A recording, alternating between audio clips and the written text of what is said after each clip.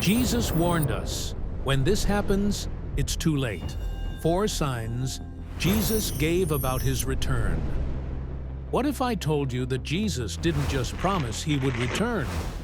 He gave us 4 specific warning signs that would appear right before his arrival. And when the final sign begins to manifest, it becomes too late. And that brings us to the first sign that should be unmistakable to anyone paying attention. Sign number 1. Global disasters like birth pangs. In Matthew 24, when the disciples asked Jesus directly, "What will be the sign of your coming and of the end of the age?" he gave them a detailed, systematic answer. The first sign Jesus gave us involves disasters happening around the world. But here's what most people miss about this sign. These aren't signs of death. They're birth pangs of something new being born. Listen to exactly what Jesus said in Matthew 24, 6-8. "And you will hear of wars and rumors of wars. See that you are not troubled, for all these things must come to pass. But the end is not yet. For nation will rise against nation, and kingdom against kingdom. And there will be famines, pestilences, and earthquakes in various places. All these are the beginning of sorrows." That phrase, "beginning of sorrows," is crucial. In the original Greek, it literally means birth pangs. Jesus is using the analogy of a woman in labor to describe what the world will experience before his return. Now, here's what makes this analogy so profound. Birth pangs have 3 distinct characteristics. They increase in frequency, they increase in intensity, and they point to something wonderful being born despite the pain involved. Are we seeing this pattern today? Wars and rumors of wars are constantly in the headlines. Nation is rising against nation, not just in military conflict, but in economic warfare, cyber attacks, and international tensions that seem to be escalating by the month. Famines are affecting more people now than at any time in recorded history, despite our advanced agricultural technology. Earthquakes are being recorded with increasing frequency, and many scientists admit they don't fully understand why seismic activity seems to be intensifying in various places around the globe. But here's what Jesus tells us about our response to these events. See that you are not troubled. Why? Because these disasters aren't indicating that the world is ending in destruction. They're indicating that something new is being born. When a woman is in labor, the pain is intense, but everyone in the delivery room knows that pain is productive. It's not pointless suffering, it's the necessary process that brings new life into the world. Jesus is telling us that the global chaos we're witnessing isn't random catastrophe. It's the productive pain that precedes the birth of his kingdom on earth. But here's where this gets even more interesting. Birth pangs don't last forever. They increase in intensity until the moment of birth, and then the pain stops and new life appears. Jesus is telling us that these global disasters will culminate in his return and the establishment of his reign on earth. This should completely change how we respond to bad news. Instead of being overwhelmed by reports of wars, natural disasters, and global crises, we should be looking up because our redemption is drawing near. But the birth pang analogy leads us directly to the second sign, which is happening not in the world, but inside the church itself. Sign number 2, the church in crisis and awakening. Here's where things get really personal, because the second sign Jesus gave us isn't happening somewhere else in the world. It's happening right inside the church. And when you see what Jesus predicted would happen to Christianity itself before his return, you'll understand why so many believers today feel like something has fundamentally shifted in the spiritual landscape. But here's what's going to blow your mind. This sign seems to contradict itself. Jesus described three things happening to the church simultaneously that, on the surface, appear impossible. The church will be shrinking and growing at the same time. It will be weaker and stronger.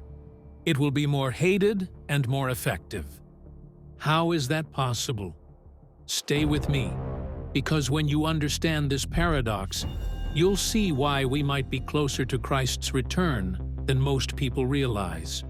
Jesus said in Matthew 24, 9-14, "Then they will deliver you up to tribulation and kill you, and you will be hated by all nations for my name's sake.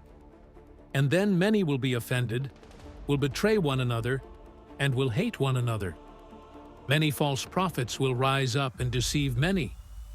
And because lawlessness will abound, the love of many will grow cold. But he who endures to the end shall be saved. And this gospel of the kingdom will be preached in all the world as a witness to all the nations, and then the end will come." Let me break this down into three parts that are all happening right now. And by the time I'm finished, you'll see the genius of God's strategy for the end times. The hatred is going global. First, Jesus said Christians will be hated by all nations for his name's sake. Now, this isn't the casual dislike or mockery that Christianity has always faced. This is systematic, international hostility that makes following Christ socially unacceptable and increasingly illegal. Christians are being fired from jobs for their beliefs. Professional licenses are being revoked. Business owners are being sued for operating according to biblical principles. And here's the psychological warfare aspect. It's not just that Christians are being persecuted, they're being portrayed as the problem.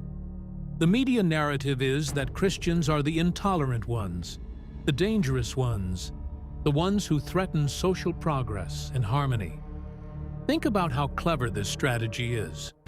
Throughout history, when Christians were persecuted, they were seen as innocent victims.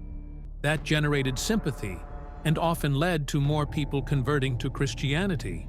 But now, Christians are being persecuted while simultaneously being portrayed as the villains. That prevents the sympathy factor and actually makes the persecution seem justified to many people. This global shift in how Christianity is viewed didn't happen overnight. It's been building for decades, but the acceleration in just the last few years has been stunning. What used to be considered mainstream Christian beliefs are now being labeled as extremist views in many parts of the world. But here's what Jesus warned us about. This global hatred will create pressure inside the church that exposes who's really committed and who's just going through the motions. The second part of this sign is perhaps the most heartbreaking because it involves Christians themselves. Jesus said, "Many will be offended, and the love of many will grow cold." In other words, when following Christ becomes costly, a lot of people who claim to be believers will walk away from the faith. We're watching this happen on a massive scale right now. Church attendance has been declining rapidly in Western nations for years. But here's what's fascinating about this development. While it's painful to watch, it's actually fulfilling a necessary function. It's separating the wheat from the chaff.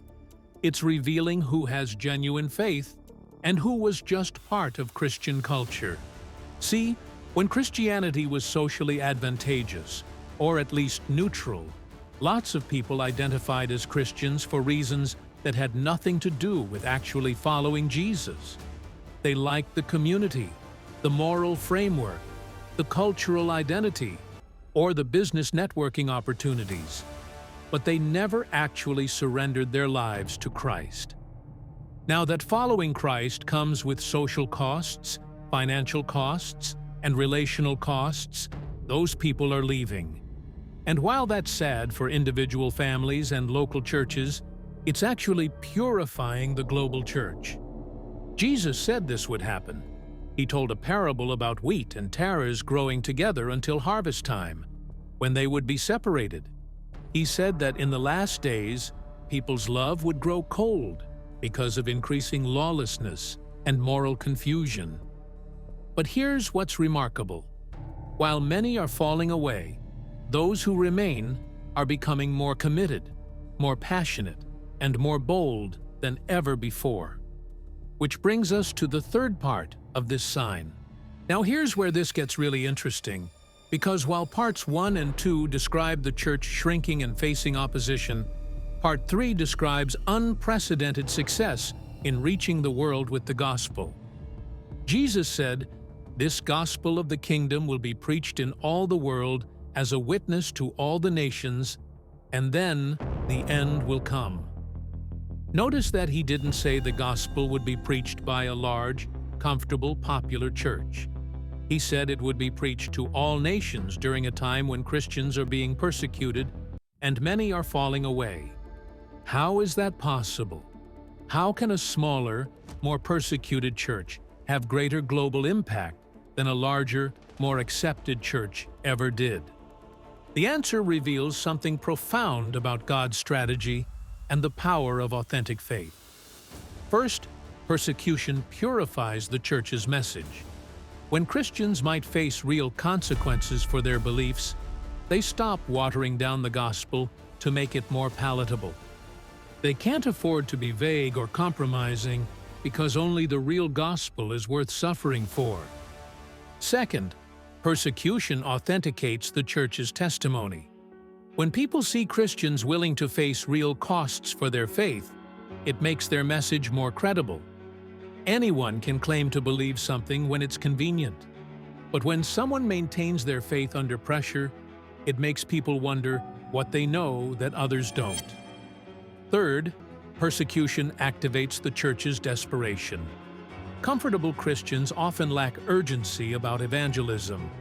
But when Christians realize that the window of opportunity might be closing, they become much more motivated to share the gospel while they still can. Organizations like Every Tribe, Every Nation report that the last unreached people groups are finally being engaged with the gospel through strategies that would have been unimaginable just decades ago. But here's what should give you chills. Jesus said that once the gospel has been preached to all nations as a witness, then the end will come. He's not talking about converting everyone. He's talking about giving everyone the opportunity to hear and respond. But Jesus warned that during this time of church crisis and global evangelism, there would be another dangerous element: false prophets who would deceive many people. These aren't just obvious cult leaders or crazy people on street corners. These are sophisticated deceivers who understand Christian language and know how to appeal to what people want to hear. They tell people that things are getting better, that human progress will solve our problems, that we don't need to worry about judgment or the return of Christ. Still, other false prophets redefine the gospel itself. They say that all religions lead to God, that good people go to heaven regardless of their beliefs, that Jesus was just a good teacher rather than the only way to salvation. But here's what makes these false prophets particularly dangerous. They often mix truth with lies. They quote scripture. They talk about love and compassion. They address real problems that people are facing. But they lead people away from dependence on Christ and toward dependence on human solutions. Jesus warned us about this because he knew that when Christians are under pressure, they would be tempted to listen to teachers who promise easier paths. When following Christ becomes difficult, false prophets offer alternative approaches that seem more manageable. The endurance factor. This is why Jesus emphasized endurance as the key to making it through this period. He said, "But he who endures to the end shall be saved." Now, this isn't about earning salvation through good works or perseverance. This is about demonstrating the reality of salvation by remaining faithful even when it becomes costly. Think about it this way. If someone claims to be a Christian, but abandons their faith the moment it becomes inconvenient, what does that tell you about whether their faith was ever real in the first place? Jesus is saying that genuine believers will endure through the persecution, the falling away, and the deception because they have something that can't be taken away from them, an actual relationship with the living God. But endurance doesn't mean passive survival. It means active faithfulness. It means continuing to share the gospel even when it's dangerous. It means maintaining biblical convictions even when they're unpopular. It means loving fellow believers even when they're being betrayed by people they trusted. So now you can see how all three parts of this sign work together to accomplish God's purposes. The global persecution removes fake Christians and reveals who has real faith. The falling away purifies the church and clarifies the gospel message. The false prophets provide a test that separates those who love truth from those who prefer comfortable lies. And the result is a smaller but more powerful church that reaches the entire world with an undiluted gospel message delivered by people who are obviously willing to die for what they believe. It's like refining gold. You put ore through intense heat and pressure, and the impurities burn away, leaving behind pure gold that's more valuable than the original ore ever was. That's what's happening to the global church right now. The persecution is the heat. The falling away is the impurities being burned off. And what's left is pure gold. Christians who are so committed to Jesus that nothing can shake their faith. And here's what should encourage you. If you're feeling the pressure, if you're watching people around you fall away, if you're seeing the cost of following Christ increase in your own life, you're not experiencing something unexpected. You're experiencing exactly what Jesus said would happen before his return. The question isn't whether these things will continue to intensify. Jesus guaranteed they would. The question is whether you'll be among those who endure to the end.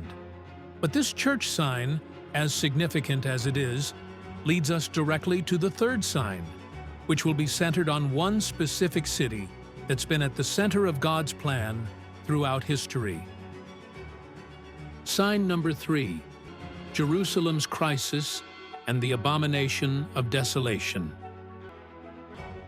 Now we come to the sign that should send chills down your spine, because this one is geographically specific, historically unprecedented, and marks the absolute point of no return. When this third sign appears, Jesus said the final countdown will have begun, and everything that follows will be the most intense period of suffering in human history. But here's what's fascinating. This sign requires specific conditions to be in place that seemed impossible for most of the last 2,000 years. Yet today, for the first time since Jesus spoke these words, all the pieces are falling into place. And when you see what's happening behind the scenes in Jerusalem right now, you will understand why many prophecy scholars believe we could be the generation that witnesses this sign.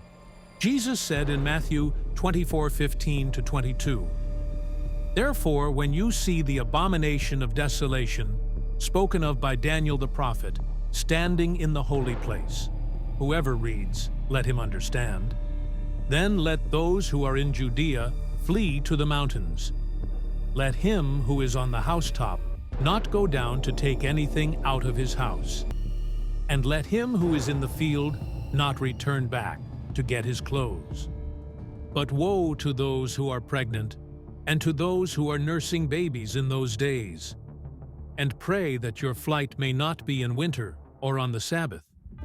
For then there will be great tribulation, such as has not been since the beginning of the world until this time, no, nor ever shall be." Notice how Jesus shifts his tone when he gets to this sign. He becomes urgent, specific, almost frantic. He tells people not to pack, not to gather belongings, just to run for their lives. Why such extreme urgency? Because this sign marks the moment when time runs out. What is the abomination of desolation? To understand what Jesus is referring to, we have to go back to the prophet Daniel, who described this event in stunning detail over 500 years before Jesus was born. Daniel saw a vision of a future ruler who would emerge on the world stage and initially appear to be a peacemaker and problem solver. This person, whom the Bible calls by various names including the Antichrist, the man of lawlessness, and the beast, will make a 7-year covenant with Israel and many other nations. For the first 3.5 years of this agreement, he'll appear to be the greatest leader in human history. He'll solve international conflicts, bring peace to the Middle East, enable global prosperity, and even allow the Jews to rebuild their temple. But then, at the midpoint of those 7 years, he'll reveal his true nature. Daniel 9:27 says, "And he shall confirm the covenant with many for 1 week. And in the midst of the week he shall cause the sacrifice and the oblation to cease, and for the overspreading of abominations he shall make it desolate, even until the consummation, and that determined shall be poured upon the desolate." The abomination of desolation is the moment when this leader enters the rebuilt temple in Jerusalem, declares himself to be God, and demands worship from all humanity. It's not metaphorical. It's a literal person doing literal things in a literal place. But here's what makes this prophecy remarkable. It requires conditions that didn't exist for most of the last 2,000 years. The temple must be rebuilt. First, there must be a temple in Jerusalem for this to happen. When Jesus spoke these words, the second temple was still standing. But in 70 AD, just as Jesus had predicted, the Romans destroyed it completely. For nearly 2,000 years, there has been no temple in Jerusalem. But here's what should grab your attention. For the first time since 70 AD, serious preparations are being made to rebuild the temple. The Temple Institute in Jerusalem has been working for decades to recreate all the vessels, instruments, and priestly garments needed for temple worship according to biblical specifications. They've trained hundreds of men from the tribe of Levi to serve as priests.